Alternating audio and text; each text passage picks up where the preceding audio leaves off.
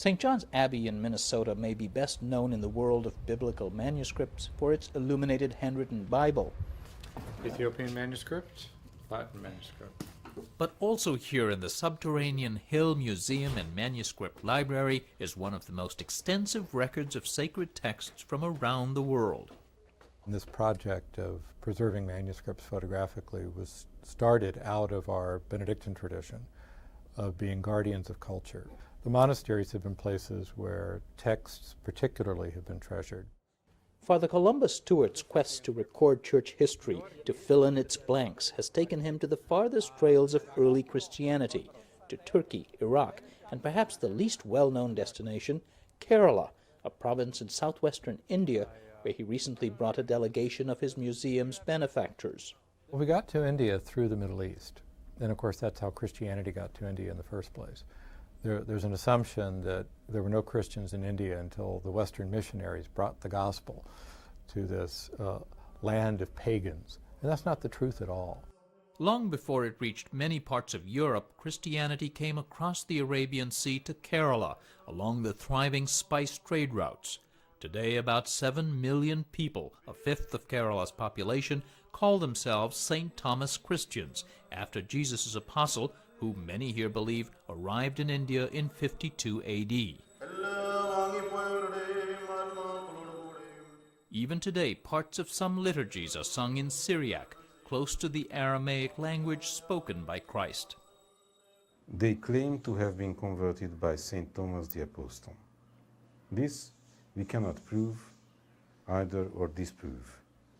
But from the, I don't know, 3rd, perhaps 4th century onwards, we have testimonies to their existence here.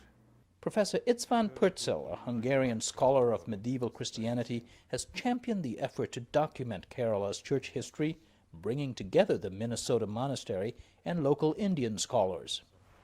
We have never seen this. He spent months in Kerala scouring dusty church closets for old texts and records. Can we come back to digitize this? Most of these go back only as far as the beginning of colonization, around the 15th century, when the first European colonists, the Portuguese, arrived to find both spices and the St. Thomas Christians, who they discovered were a distant branch of Middle Eastern Orthodox churches. By their lights, viewing it through the lens of the 15th and 16th century European perspective, these people were heretics. They were concerned that their liturgy and their other writings be purified and corrected on the basis of what a Portuguese, Latin Rite Roman Catholic would expect to be normative. So there is very, very little manuscript evidence from before the Portuguese era, because the Portuguese were very good at collecting these manuscripts that they already found, destroying them and issuing corrected copies of them.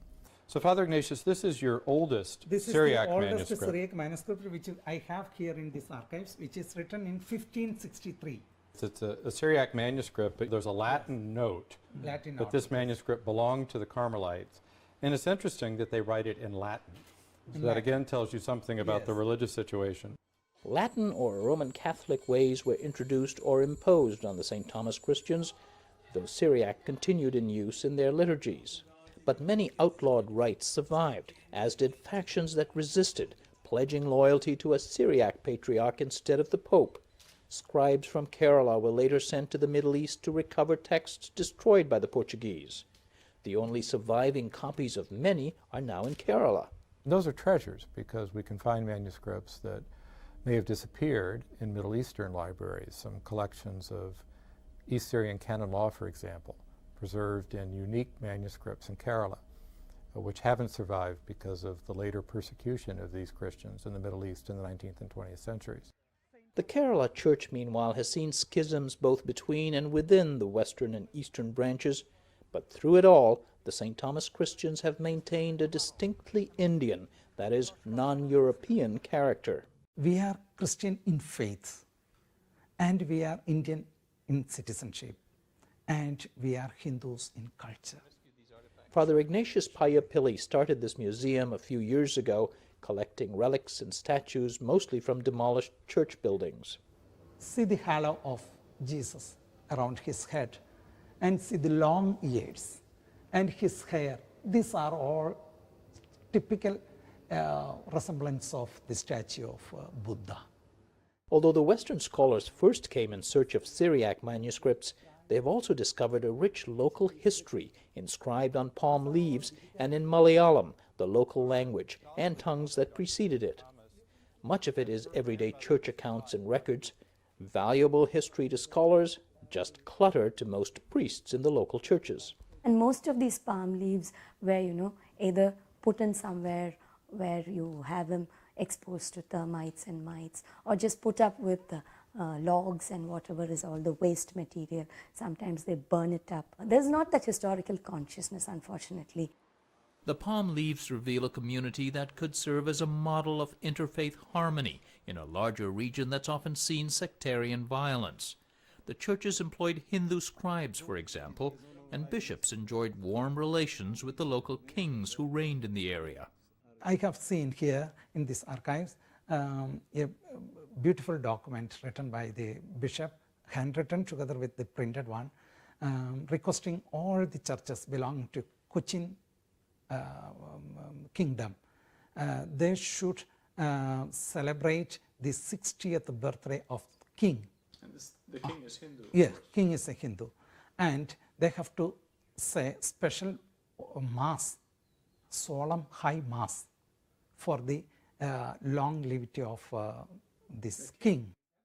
There's still much to be analyzed, much to be discovered. All of it will be digitized, rescued from moisture, termites, and neglect, and stored here for scholars and for posterity. There will also be backup copies in an unlikely safe haven, a monastery in central Minnesota. For Religion and Ethics Newsweekly, this is Sam Lazaro.